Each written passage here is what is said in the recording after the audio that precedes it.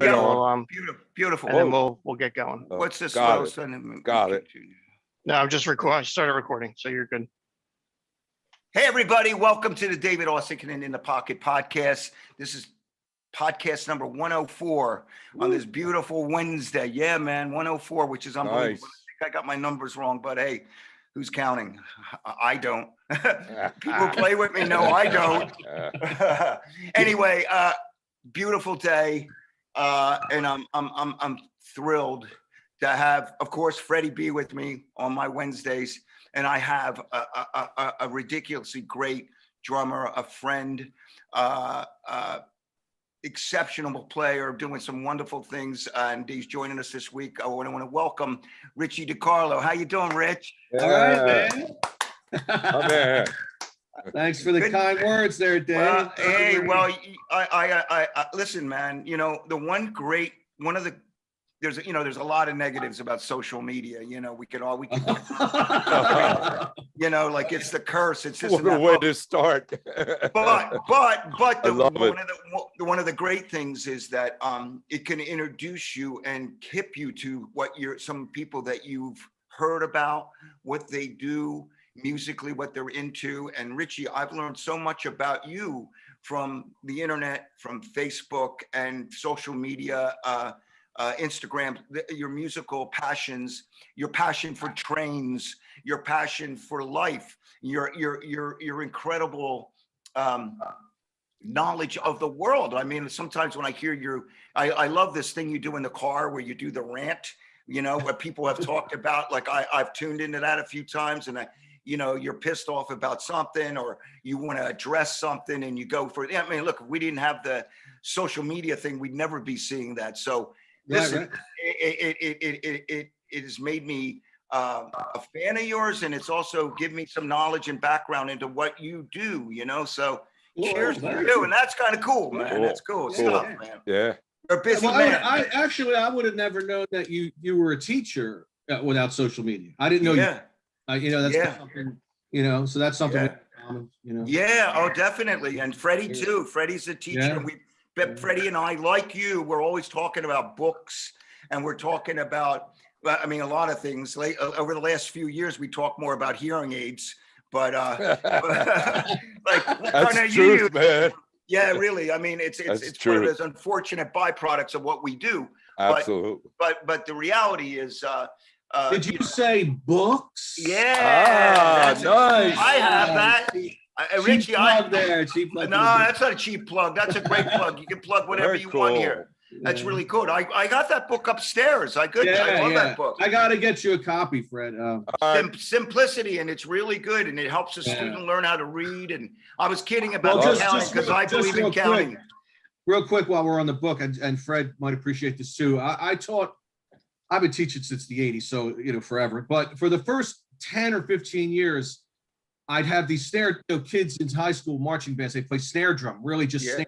They wanted to get snare drum. And there's all these great beginner books for snare drum. And then there's all these great college level books for snare drums, but there's no intermediate level. So my book is like the next book. Oh, Perfect. That's great. Once they get done, once they know how to read, once they know what to do, that's why I wrote it. Like Haskell Har, and then and then it goes right to like portraits in rhythm or something that portraits in rhythm, right? That guy's insane. It is insane. It is. Yeah, trying to do. And listen, you have to know how to do a drag, a Radamacue. You have to know how to do that. Like, I'm sure all you guys are grateful for your early teachers, because I've had I could still name my guys, Bill Weichel, Buddy Ostapovich, and then there was one that they were all great. But I studied with Joe Casadas, and I don't know if you know Joe in New York, but he wrote that book on cross sticking and around the. I got it. I love that book. He changed because I'll tell you, not that I would shy away from doing a double stroke roll when I was 17 or 18, but it wasn't something I could do like and breathe. You know what I mean? Right. When I say breathe, and when I went to study with Joe, I actually, it happened accidentally, Richie. I was walking in on 46th Street in New York. I went into the Modern Drum Shop. He happened to be behind the counter, and I recognized him from the Slingerland Cadillac. And I said to him, I said, dude, aren't you the guy that was standing next to Brett Deems and Gene Krupa? And he goes, yeah, that's me, kid. And he goes, and I said, do you give lessons? He goes, yeah, I give lessons. He goes, $25. Be here next week, 11 o'clock. I said, I live in Levittown. And he said, no, be here, $25. So I came. Of course, I went there, but boy, it changed and I was 20 years old or 19 years old when I went to him, but he changed my world because I never knew how to do the non-bounce thing, which changed my whole approach to drumming. I didn't know how to do that. And Joe, you had to do that. You had to do both ways. You had to do match grip and you had to do traditional grip. Wow. You had to play it with him. And he was like, you just have to do these books with me. It was the Buddy Rich book. And then we had to do the Belson books, the 4/4 and the Nod Time one. But man, I don't push traditional grip anymore. Yeah. But this Whatever guy, comfortable. Whatever. He was 90 years old. Back in the day, it was like those were things that like Alan Childs, there were a bunch of guys that took lessons from him. He was a stickler about that. You could play match grip, but he wanted you to learn the other thing. So he was, because I was playing like that anyway, but I didn't really have a clue on what I was doing. I just threw the sticks in my hands and I didn't understand a fulcrum or any of that. Right. I studied with Jim Chapin, who. Yeah, I saw that. It sounds like the same approach. Mm.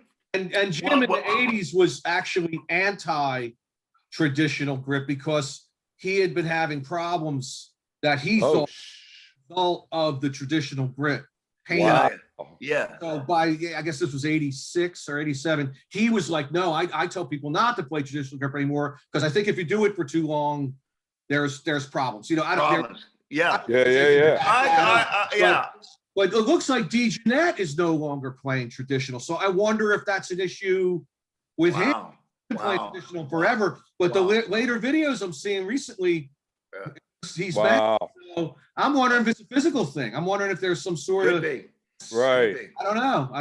Could be. I mean, that's an interesting way. I mean, because I run into a lot of drummers over the years. I've been always fortunate. I never had. I like my hearing got fucked, and my hip. I had to get a new hip almost 10 years ago now.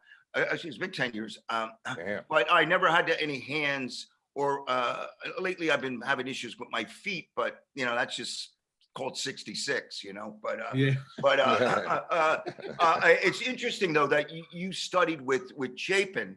I met him. I'd always see him at NAMM, but I met him. He's like the creator of the jazz. I mean, like I shouldn't say creator. There were guys that book. He's the guy who put it on paper. He's the guy who put it on paper. The guy that made it make sense. That like sure. Yeah. I mean, even today, like I'll see like an old Elvin Jones clip, video, whatever, and I'll just be like, I have no idea what he's doing. I just did, and I don't even know how to go about figuring it out. But if you go to the Chapin book, you can say, he just did these 3 lines, super fast. I have a question. I have a question, Rich. Do you have the open end version? I do, yes. Holy turn things upside down. Upside down. Do you know about this, Dave? Do you know about? Okay, it's a giant binder, loose leaf binder. It looks like something I have in college.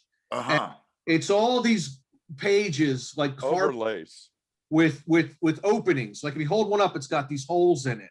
Right. And then put one on top of the other, it creates a pattern. Oh. Turn it upside down. And then you're playing the pattern reversed. Your hand's doing what your foot did. And right. And the Jim says, I don't know if this has been proven or not, or anybody challenged it. Jim says it's impossible to complete the book. Because once you finish it, you turn something else upside down or sideways or whatever, and a whole new thing going on. I don't think you could buy that anymore, unfortunately. I've found it like being sold out of the UK for like a couple $100. That's worth it. It's worth it. I thought about it. Yeah. Because that's what I do with the other book. I'll reverse the figures. You know what I mean? Yeah. Wow. I got it from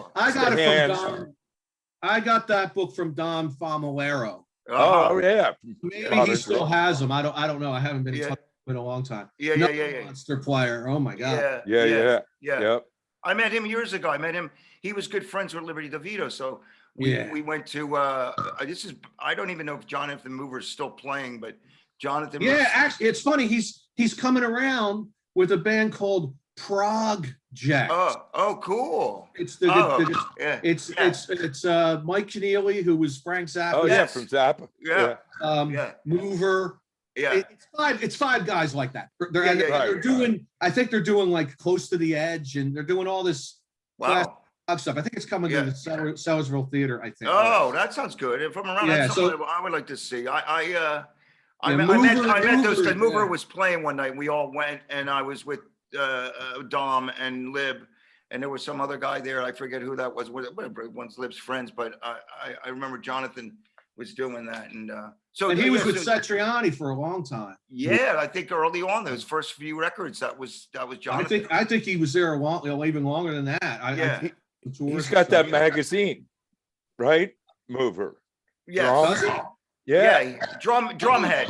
Drumhead. Oh, okay. Yeah. I didn't realize that was him. That's Yeah. him. That's Jonathan. And he's out on the West Coast now. Yeah. So listen, I mean, great. You know, and also I noticed that you took lessons with Schmitty Schmidt, which is cool. I think there was someone else that was. The Smitty Smith thing was funny because they had these Buddy Rich memorial concerts for a Oh, little while, yeah.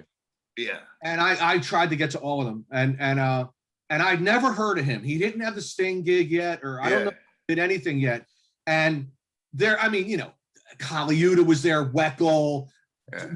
Calhoun, all these heavy hitters. But I walked out that night going, "Who the hell is Smitty Smith?" Like I didn't even think about the other. I mean, I'm talking about, you know, Yeah, I know. heavy hitters. Louis Belson was there. You know, what I mean, Yeah. like, and I'm driving home from New York going, Wow. Smitty Smith guy. Yeah, So, right. you know, and it wasn't easy back then. There's no internet, no whatever. Yeah. Right, Yeah. right. After phone call after phone call. Yeah. So I ended up calling the editor of Modern Drummer magazine. I don't remember his name at the time. I got him on the phone. I was like, "You need to put me in touch with Smitty Smith." He's over at Drummers Collective. Oh, yeah. Right. He's there like every week.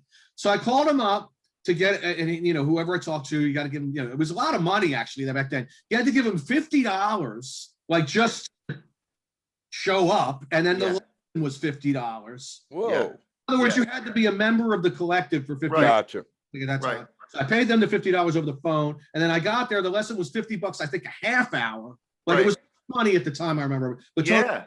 so I said to Smitty, who I think he had just gotten the Sting gig, like he Yeah. wasn't going to be around much longer, and he was like, "Look, I'm not going to be here much longer." I said, "Look, this works out great. I'm 2 hours away." I said, "Can you just load me up with shit to work on at home? You Right. know, pay you more or whatever you want to do." So I only took 2 lessons with him, but it was a year's worth. Wow. Wow. Wow. So it ended up being a bargain. Yeah. Uh, Yeah. And What was his thing? What I mean, His whole thing was patterns that don't come naturally. Work on Oh, don't come naturally. In other wow. words, if you can play a paradiddle all day, Yeah. don't do that. Right. Sit. Or come up with another 6-stroke pattern or whatever, and Yeah.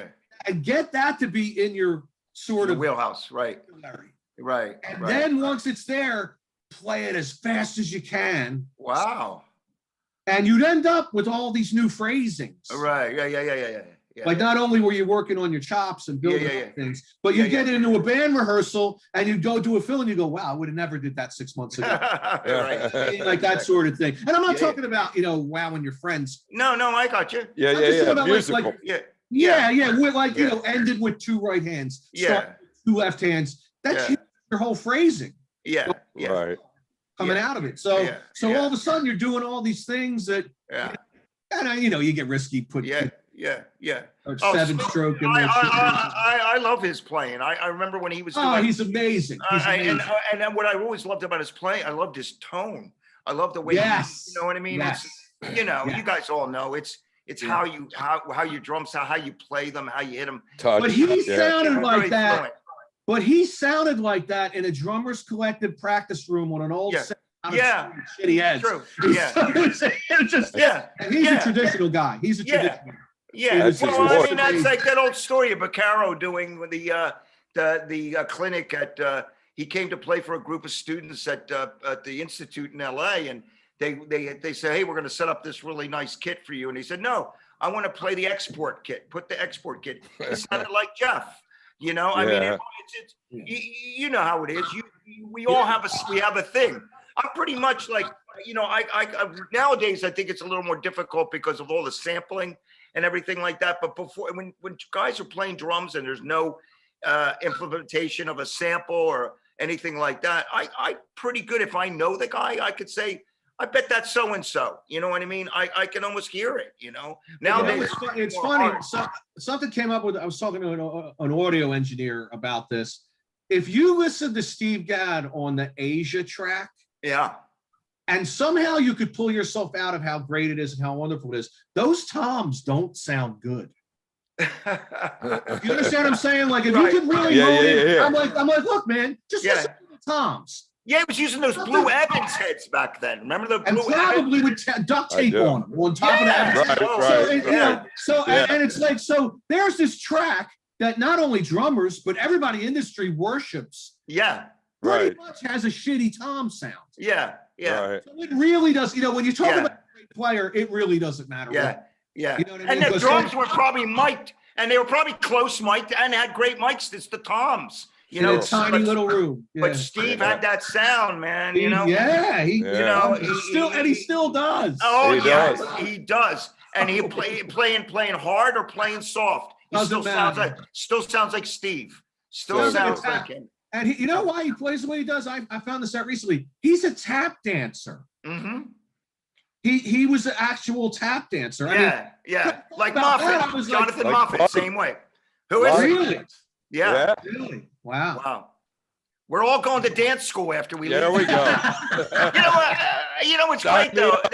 You know what I love about this is that we're you're a little bit younger than us, Richie, but Fred and I still, and I know you're the same way. We're still always learning, and we still want to get better. And I'm always looking for like, okay, how do I get an edge? Not about an edge on somebody, an edge to keep me rolling, motivated, all that kind of stuff. It's like I find little pieces of gear, and I find these young cats that are always telling me, hey, Dave, have you checked this thing out? It helps you keep, it keeps educating you and motivating and get you It just happened to me the other day. stimulated. It just happened to me the other day that I don't know who the drummer is, but there's a local band called Pawn Shop Roses. Zill.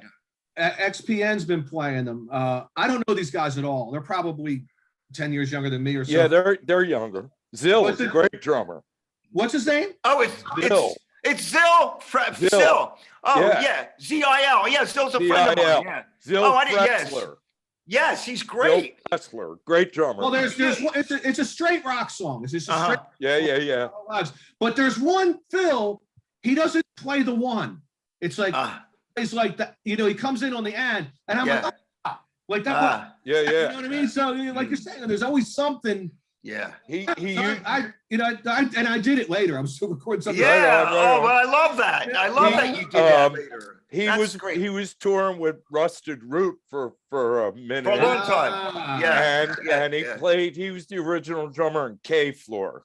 Remember that Okay. band? Oh, Okay. really? Blues band. Yeah. Yeah. So he's Yeah. been Oh, he around. was like in high school back then. He was young. Yeah. Yeah, I saw those Yeah. guys. Okay, I Yeah. never met him, but I know who Yep, he is. yep. Okay.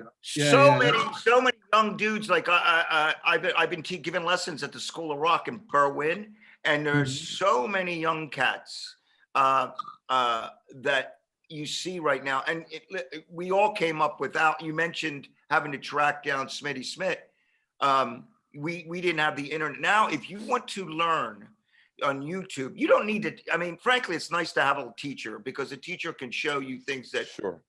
say, "What are you doing?" It's not and- mandatory anymore. It's not, though. but it's No. not. Matter of fact, a lot of times you can really, because I've seen guys come to me that already are have learned so much from the internet. I mean, you could just go one-on-one Tommy Igo's things and you learn the whole system that he does, and there you go. Yeah.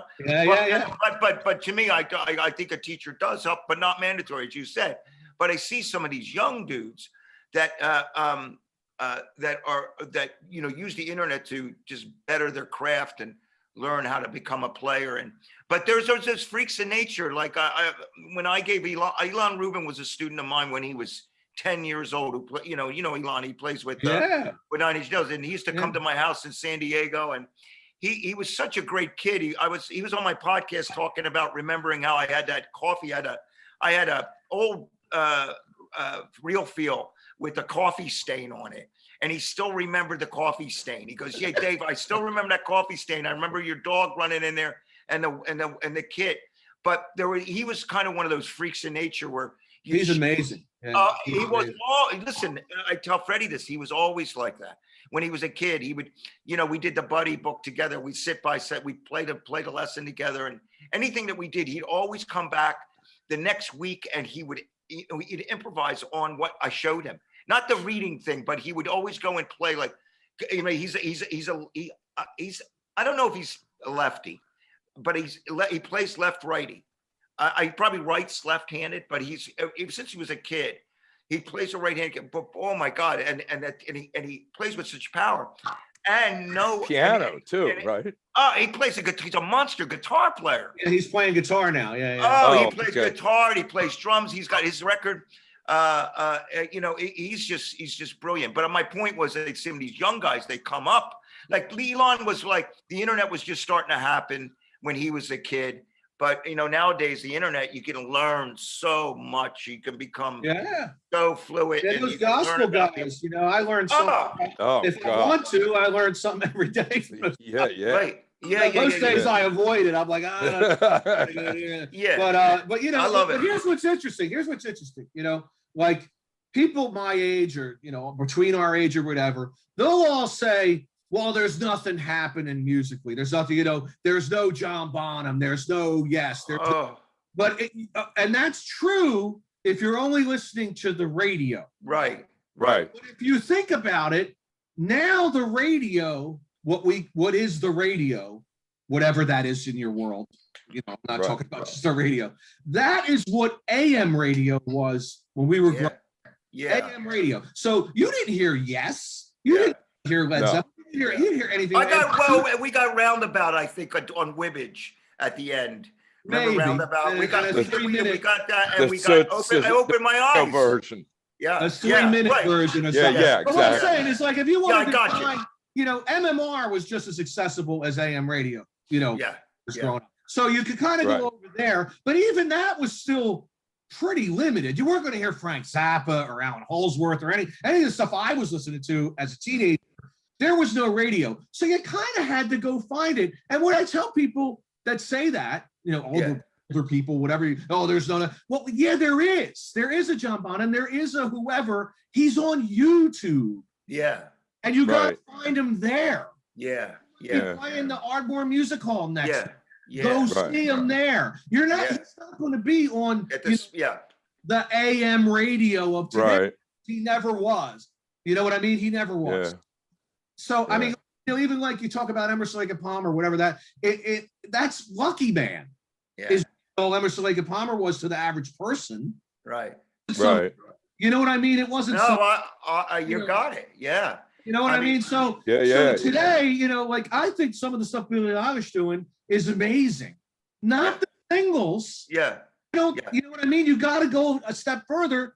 And who's that other one? What's her name? Taz or something? She does all these loops. Taz Sultana. Yeah. She's from down. She does these. She'll like hit her chest or something, create a rhythm with a loop, and then play a bass and play a guitar, and then like 3 minutes later, it's a song, and she sings, and it's amazing. Wow. You're not going to hear that on, latest Taylor Swift. You got to go find it. So I always tell my students, like this started about 20 years ago. I had a student, she was 14 or 15, and she just started. Great age. She just started. I said, "Who's your favorite band?" And she said, "The Doors." Wow. And it really upset me because not that there's anything wrong with the Doors. No. Understood. No, it's her. I got you. That was her grandfather's music. Yeah, it's what she's probably been hearing, though. I know, and I was just like, huh? Like, how's that possible? And that was at that point I realized, Yeah. Gotta start telling these kids there is another Doors out there. Yeah.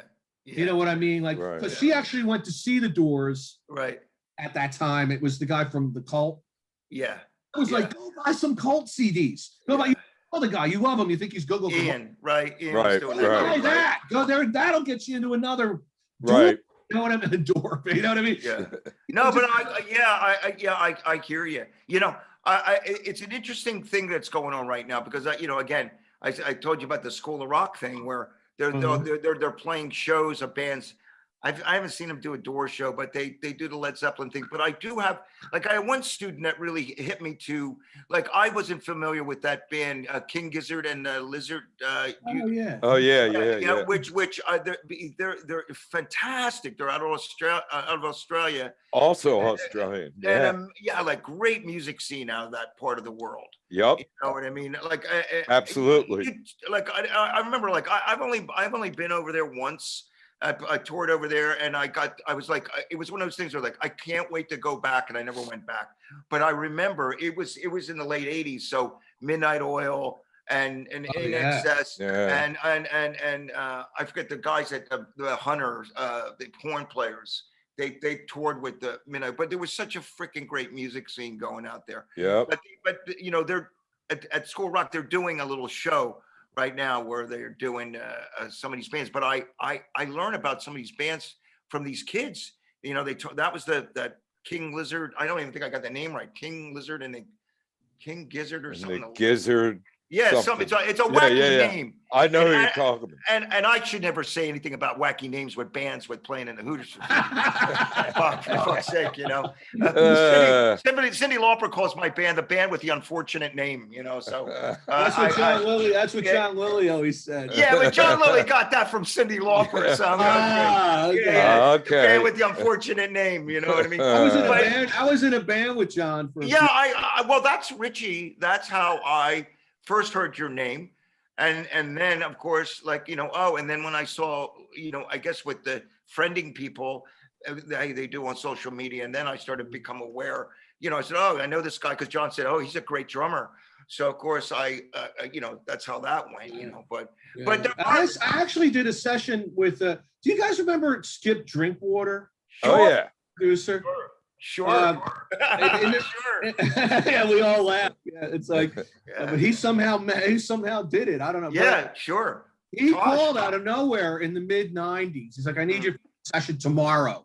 And I was like, yeah, whatever. Yeah. It ended up being, it was a really weird thing that was cool. I don't know if it ever was released, but there was this guy named Tarkan who was this like Michael Jackson guy in Turkey. Turkey.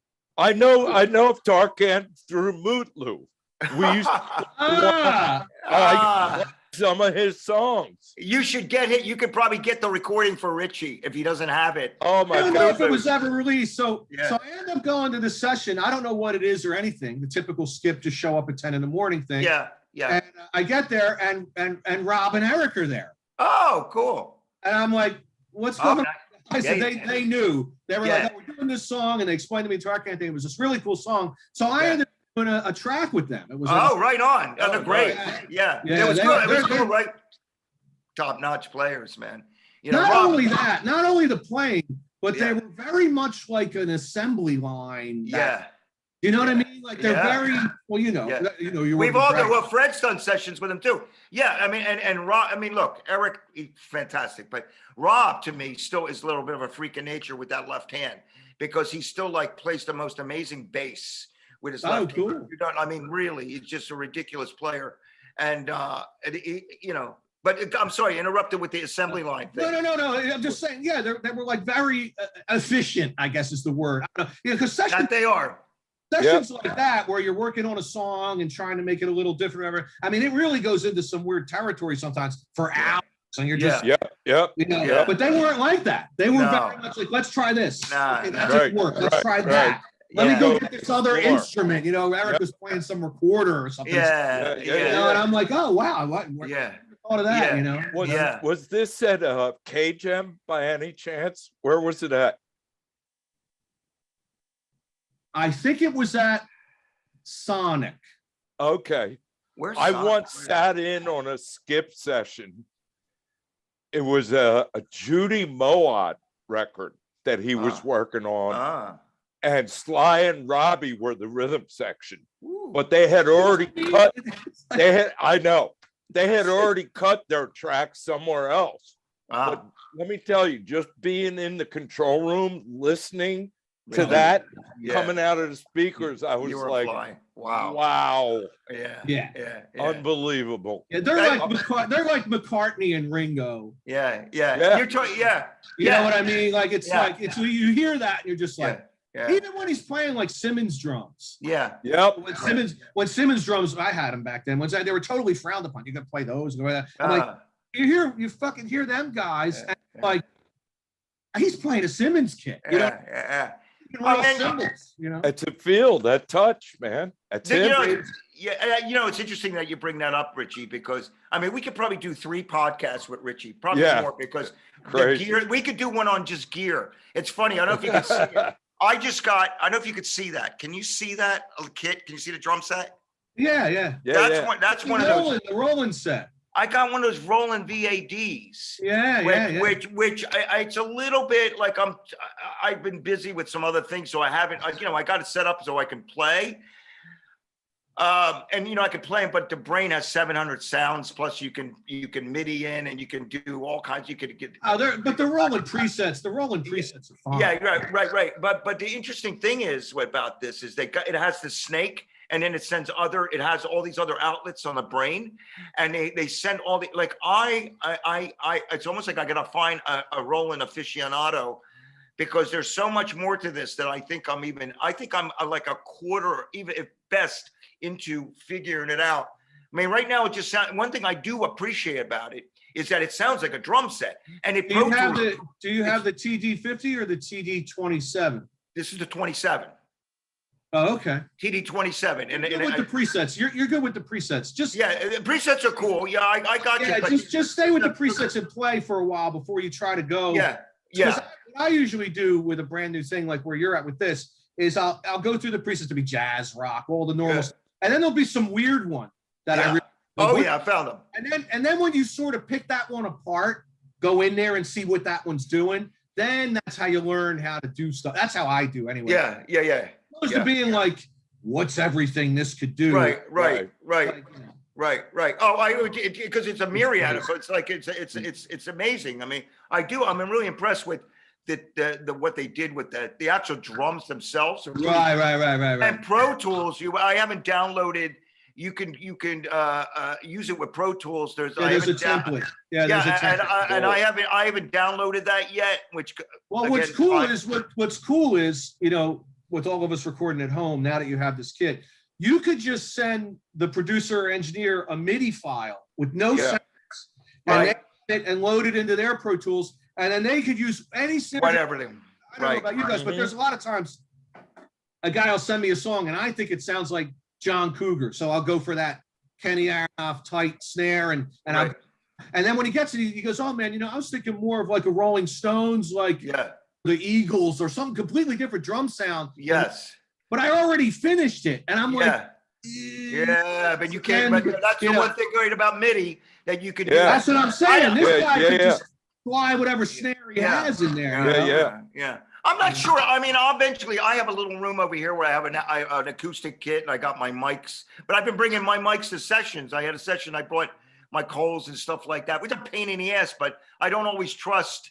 Like if certain guys, well, I shouldn't say that, but I trust the engineer. But sometimes if I walk in and I see them using mics, I'm going, why don't you put these guys up? Because I know what they're going to do. I know what they're going to do. It's going to sound better, So, but hey, so listen, we're yakking away. I do want to get to, I want to talk one about your show that's coming up that you're doing on May 7th. And stay right there, because that's a different thing. Yeah. Okay. The Rotunda. Yes. And it's May 7th. And now I do this. I was doing this once a year before we shut down. So I haven't done it in about 3 years, but it's a one-man thing. It's just me. That's awesome. I have the Hansonic rolling thing. I have a Korg wave drum. These are all electronic percussion things, drum things for people listening that don't know what it is.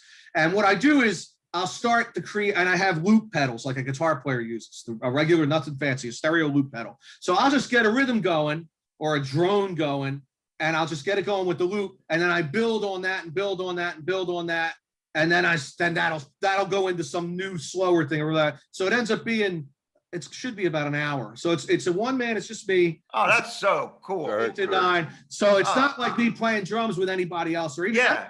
Right. I don't even. There probably won't be a drum set. Although, do you guys know about Sunhouse? Sunhouse. It's like a trigger type of. It's a trigger that works with optical, like red light, like the No. No. red beam lights that you play with a cat. That point, the pointer. You know what I'm talking about? It's like the beam of. No.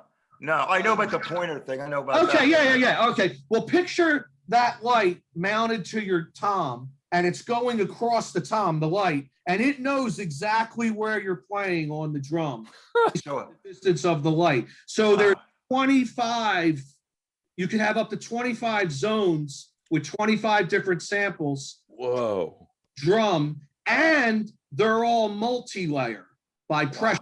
So Wow. among the 25 or 20, 25 or 26, I don't remember now. I've never used that many because I don't play that. It's Yeah. like, Right. but you know, Right. but I'll have like 50 different samples on 4 drums. Wow. It'll be Wow. a snare, a timbali, F sharp minor 7 on a Hammond. Wah, you know what I mean? Like all, you know, Yeah. some That's all stuff awesome. like that. So I might bring that out. I never brought that out because to be honest with you, it works on a laptop, and I still don't trust a laptop in a live. No. Wow. Yeah. I know I'm an old I know. man, but No, I Yeah. don't know. I hear Need you. a don't backup know. for the backup. Yeah. And then you Yeah, got I don't know. then you don't even know about the software. It's like, oh, you know. Yeah. That, So but I think it's Yeah. fascinating that you do this. So when Yeah, you man. set that, let me ask you about setting this up. How, when you do this one man show, tell me about the production. How do you go about? How do you? It's a lot of gear. Yeah. So the last one I did was virtual. Yeah. He has this thing called Nick's Garage. He does it's a worldwide podcast streaming thing. I did that on my YouTube. Just search me on YouTube. It's one of the recent ones, and you'll see Okay. that was 7 different synthesizers and 2 different hand drums. And that one, nothing interacted with each other. In other words, if I played the hand sonic, that's all you heard was the hand. Gotcha. Sometimes I MIDI it to something else, whatever. I didn't want to get into that last time. So what I'll do is I'll get a sequence going on one of the keyboards. Yeah. I'll get that going, and then I'll hit another one that's not rhythmic, like it's a drone or something. It doesn't matter. It doesn't need to sync. Right. And- on. I'll play on top of that, not soloing, but playing along with the sequence to get some sort of rhythm going. And then once I loop that, I take everything out, and you'll have maybe just like a taiko drum, like a Uh-huh. Japanese taiko drum pattern Yeah, at that yeah. point. Then the loop's going, and I could loop on top of that. I'll play angle, I'll play finger cymbals, I'll play, that's the wonderful thing about these I things. love it. I You know, love it. it's like, actually, I listened to the Van Romain podcast. Yeah. That's- Man, Yeah. brilliant Um, player. Yeah, well, I didn't realize he was that steeped in Ableton Live and stuff. 'Cause Yeah. I just Yeah. thought, And the drum cat. He was the guy that's been. yeah, You yeah. know, I still have, I know you got the drum kit. I had one back in, I was triggering. I remember I started messing around with that back in 93. I had a Wow. drum cat. I had one, and I remember I was trying to trigger drums, but there was still latency issues back then. They didn't well, he really has a new one. It's called Yeah. alternate mode now. And Yeah. it's USB. It's USB. Oh no. Wow. Cat. So Wow. you trigger whatever you want. But yeah, and it's funny. I mean, I know I never met Van Romain, but I know who he is and everything. And all these people came up. Tommy Alderson, like Yeah. you guys are talking about Tommy Alderson. I worked with him in a music store in 1990. Oh, I love He was Tommy. the Wow. drum guy, and he was the guitar guy. I I was love like, Tommy. Wow. wow, this is crazy. You know? I did a session for Tommy I don't know who the artist was, but he was producing it. And I love that guy because he used to play with the Mibs. I don't know if you remember the Mibs. Oh yeah. I know. With Woody and Delaware. and then I'm in Europe and we're playing with Deep Purple and Steve Morris comes walking, his tech comes walking out and he goes, "Hey, it's me, Tommy." And it was Tommy, man. It was, oh my He's been with God. Steve a long time. Oh, he's So anyway, the great. show's May 7th at the Rotunda. It's free. Yeah. It's free. The only problem or the only concern I have is I only play 8 to 9 o'clock. So if you're late, Oh, yeah. it's the whole thing, you You know. missed it. Yeah, you There's missed two it. other So acts. everybody, if you freaking go, and you should go support. One, not only will you see a great artist at work doing something that he's very passionate about, you should go and support it because I said so. Go see him And be on time. and be on time. And but it'll be a treat. I Man. think these concerts are funded by University of Penn because Yeah. we do get right paid. on. So Yeah. yeah, it's cool. It's very cool. you Oh, know. that's wonderful. Nice, man. So listen, I want to chat a little bit about. So is this 11? Is it 11,780? Is this how we call this record? Or what do you- It's called 11,780 steps, steps. Oh, which is a pretty deep joke at this point. yeah. And while I was doing the album, first of all, I try to release an album every year, and I do Cool. Kickstarter. I get a little bit of money out of Kickstarter to make the album, so it doesn't really cost me anything Right. to make the album because I'm able to record myself, but I got to pay some special guests. Yeah, sure. There's always an expense. So Kickstarter has done this once a year. And when I went into this at the beginning of 2020, before anything happened, I went into this and I thought, these albums are always about me. Like even when I do an album with Michael Bernier or Percy Jones or Scott McGill, Yeah. that's about us, but it's still me. It's still me. So I thought, let me try to do an album all outside written. So I didn't write anything on this album. It's Okay. all outside written. Like Rez, Okay. you're going to play in a minute. Yeah. Yeah. Tony Reyes wrote that song. I know. Fred- Yeah. Oh, yeah. Tony Reyes. Love I love Tony. Love Yeah. Tony. Yeah. Super talent. Yeah. Oh yeah. Yeah. One of the. I mean, I met Tony a long time ago, but when we crossed paths again, he was playing with Sass Jordan, Right. and I was playing with Iota. I don't know if you remember. Uh-huh. Oh, yeah, Sure. sure. But we did a gig together, and here comes Tony Reyes. I hadn't seen him in years. This is probably 1995 or 96 or something. And I'm like, hey man, Tony, how you been? How you been? He goes, hey man, I want you to introduce you to my drummer, Taylor Hawkins. Taylor Hawkins. Yeah. Yep. So it was like, it's crazy how Yep. Yep. together, Sad, yeah. Yeah. I met Taylor through the same circumstances. It was Sass playing out on the green in Switzerland, and he was Uh-huh. he was 17 then. Super 17 nice years guy, old. too. Oh my God, Yeah. it's terrible. So man. sad. Really horrible. Yeah, it is. It's Yeah. And Tony was playing with him. Tony's, I think he's still living in Jersey right now. Yeah, Yep. he lives near here. Voorhees. Yeah. Terrific, he lives terrific near bass here, player. Yeah, So so listen, he yeah. wrote Resolution Day, and Yeah. let me go back to the title real fast. It's called 11,780 Steps, and I didn't have any name for the album. It was coming together to get together, and Trump came on TV. Remember during the election, and he said he needed 11,700. Ah! And I thought to myself, this is the dumbest thing I've ever heard from anyone. Yeah, talking because about there's no fucking way- up the There's no election, too. way anything at that level is that close. Oh, You know my what I mean? God. Like, there's no way Oh. you're going to come up with 11,000 votes and like win an election or win a Yeah. grant. We're Right. that close. Only You know, you, so Richie. so I'm like, Only you. Brilliant. so It is brilliant. I was just going to call it 11,780. And my girlfriend and I, who don't read much, we just go do things like idiots. We doing this 2-mile hike up in upstate Pennsylvania.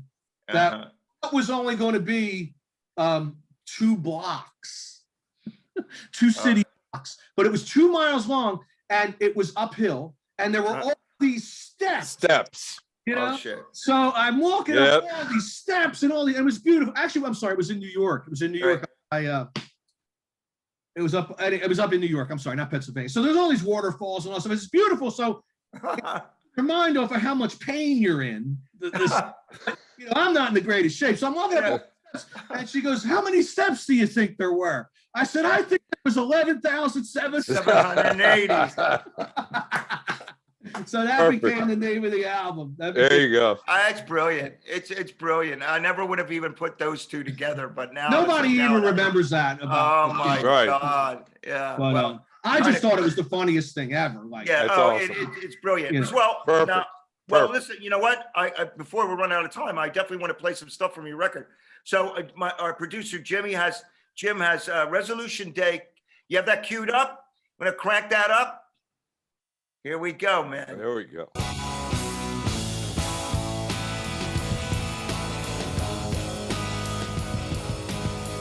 Got air drums out of me.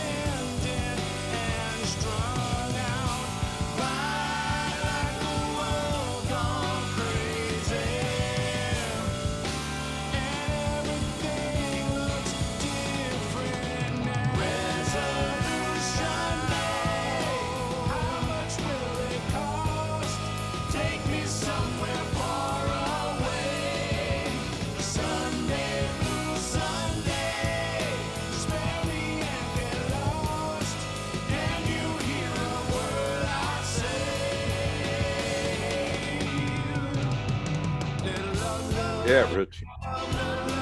Killer.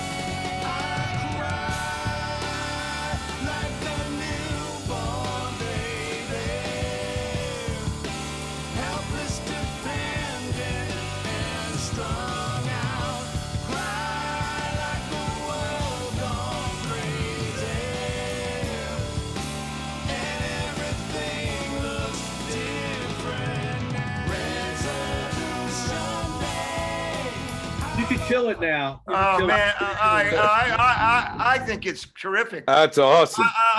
Yeah, really That's nice. Tony. Who's singing? Tony. Tony Reyes. Oh That's my Tony God, that's Who- Tony Who singing. didn't want to sing it? Who didn't want to sing it because he doesn't? Oh my God. Come on. It's crazy, isn't it? It's crazy. Wow. Silly. Hold on, there's a couple things. One, that song was written right after I ran into Tony again with the Sass Jordan thing. That was over. Out of nowhere, he called me 6 months later, whatever. He had these demos with him Yeah. playing everything. Yeah. I mean, you could have released this. I mean, it was. Right. I mean, it was amazing. He's playing drums, playing everything. Yep. Yeah. Yep. Nothing fixed. Nothing. You know, it was before Pro Tools, all that. It's like a 4-track set or something. Yeah. What do you need me for? I'm like, this is great. He says, no, I want to present this as a band. I mean, Yeah. so him, Chell Benner on Oh, bass, yeah. Yeah. and a guy named Brian, I forget his last name, he was singing. And that was one of the songs from back then. Love it. So I pulled it out. And then the backup vocals and the lead guitar is this guy, Steve Carlisle. Uh, I want to talk about that for a second, because do you know the Gustav Holst piece, The Planets, the classical Yeah. piece? Sure. Mars and all that. Well, Yep. no people have done Mars and Jupiter and stuff in like a progressive rock type style. Yep. No one's done the whole thing in its entirety. We've started doing that, and we're Wow. about halfway done. So That's great. I wanted to mention that. That's probably still a year away, but That's awesome. Yeah. yeah, we're gonna put Oh, that. I love it. Nice. Yeah. And all that This classical, sounded great. all that classical stuff's public domain, so you don't need any permission or you have to pay. Oh, right. So we're gonna do the entire piece and put it out. Right on. You know, we don't have to worry, to do that. And then Cool. yeah, so that song's like 30 years old. It's been sitting Wow. Wow. on a CD. Oh, and I love the lyrics. I love his tone of his voice. Yeah. Oh, he's great. It had a Foo Fighters thing, the way he sang the harmonies, what they were doing. It was really nice, man. Yeah. Really and nice. I didn't and know that whole somebody sang middle, like that whole middle Todd Rundgren Yeah. type section. Yeah. That's new. That wasn't there. It was more like a Stone Temple Pilots song. Yeah. Right Yeah. on. I mean, there was no Foo Fighters when we Right, did it. Right. Exactly. Still around. Nirvana Yeah, was still happening. Yeah. So yeah, it's great that I was able to pull that out. And like I said, I didn't write anything on this album, Yeah. but Yeah. everything's outside written, so it's all over the place, which is why. Yeah, it doesn't matter. I mean, you're driving the project and doing Great what you got to plan. do. Listen, after the years of putting projects together and producing things like that, there's so much work and doing detailed stuff people don't realize. Like, I mix that it's stuff a lot too. different. Yeah. I'm mixing the stuff. wow. And, I'd love to have an engineer, but Yeah. Yeah.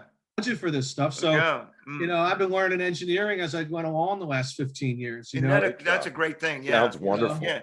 Do you ever use what is that audio movers? Have you checked that out yet? Have you used that? Where someone- I use Lander. You guys, Ah, Lander. I've heard of it. It's very, very inexpensive mastering. oh, Yep. And if it's pop rock stuff, Yeah. it's great, man. It ends up being a whole album for like $40. wow. And Wow. it's iTunes ready, Spotify Yeah. ready. It's, Wow. and does it sound as good as this or that? I'm not going to go there. It's good enough. You know what I mean? Right. Yeah. Got no budget, and you want to get your stuff out there. I Yeah. mean, it's Yeah. great. Right. I've been No, using that for a while. congratulations. Hey, I did, when I was reading your bio, and I always like to mention, if I can, your father got you into taking your lessons. My grandfather, when you were 5 years old. Whoa. Yeah. Listen, man, That's because awesome. my father didn't play. My father loved music. I mean, I grew up with Harry James records and Louis Armstrong records, Gene Same. Krupa, and I Yeah. mean, I was just introduced to really music through my father, your grandfather. Same thing with Freddie. Our families had a lot to Yeah. do with Well, Yeah. I had the perfect storm. I had the sort of perfect storm because I had my grandfather who was into all that stuff. The yeah. Rich, Tommy Dorsey, Harry James, and he was old school. Like everything else after it sucked. It was Yeah. garbage. So Yeah. I had that, which was good, which was a good thing. I had Right, that. right. And then at home, my father, who doesn't play any instruments, he was buying a lot of current stuff. Yes. I loved it. Company. Yeah. Weather. He had the first Weather Report record.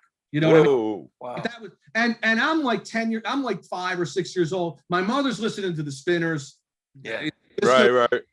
So to me, luckily, at this very early age, this was all just music. Yeah. Yeah. You know what I mean? I was very fortunate that, Bad Company wasn't any different than Tommy Dorsey to a Mhm. 6-year-old. Yeah, I want to right. hear that song again. I want to hear Yeah. that song again. Right, It wasn't right. like I want to hear that R&B song or whatever. No. So I really Right. perfect storm. And my father took me to see so many shows. Like I saw Right on. Presley in '73. Oh man, we're at the Nice. Spectrum. It was at the Spectrum. Yeah, It was I remember. I have buddies was of a- mine that went. It was a Friday matinee. Yes. Yeah. Whoa. Yeah. Yeah, Would he that played- been Ronnie, yeah. Ron and Tutt? Ronnie Tutt. Ron Tutt. Long time. Yeah, Rest yeah, in peace. He just died recently. I know. Great, Unbelievable. great drummer. Unbelievable. Hey, so listen, I knew this would happen. I knew we'd only get one. Thank God I listened. But listen, Richie, Part one. you have to. This is another one because Rich, you got a lot going on and a lot of cool, interesting stuff that I am fascinated with. Freddie as well, and I'd love to have. I gotta say one last thing, or I'll get in trouble. What's that? I'm playing with Jeff Washington in North. Oh, Jeffrey. Yeah, and Jeffrey's going to be is going to be our next podcast guest. Oh, cool. Podcast. April 22nd. So. Yeah, and he's Right on on. in a couple weeks. And I'm trying to get like a lot of guys that I really like to get on the. I mean, I like everybody that's on the podcast. You got to but- get Forensic on. You got to get Yeah, Forensic. John was on already before. Oh, was it? Yeah, John- I'm on his new album and Van Yeah. Rompuyl's new album and Yeah. Prince. The three and Yeah, John Anthony. There's four yeah, drummers. yeah, There's yeah, four yeah, of them. yeah. So Awesome. And he writes some great stuff. Yeah, he's a brilliant. sure. He's brilliant. And anyway, listen, I want to thank you so much for taking your time to do this. You know, the link will be available later on today. It's always a pleasure, man. Freddie, I love you, brother. Love you too. Yeah, Love both Fred, of you great to see guys. you. I gotta Hey, tell you, man. Fred, I gotta say something, man. One of my more memorable, enjoyable gigs of recent years is that one we did together at the Dawson. That was fun, man. With Cookie. That was a blast. That was man. a blast. Was that with thinking Rubino? same- Who was the gig with? Cookie? Cookie Cookie Rabinowitz. Rabinowitz. I Yeah. played on one of his things before. He's cool. Yeah, All right, well, yeah. listen, I want to thank our sponsors. I want to thank the School of Rock for all their support. And listen, man, we'll see you on podcast 105. Everybody, you guys have a great day. Richie, thank you very much. Freddie, Anytime. love you, Anytime. fellas. Have a Love you great guys. Wednesday, all right? Peace. Cheers. Bye-bye, guys.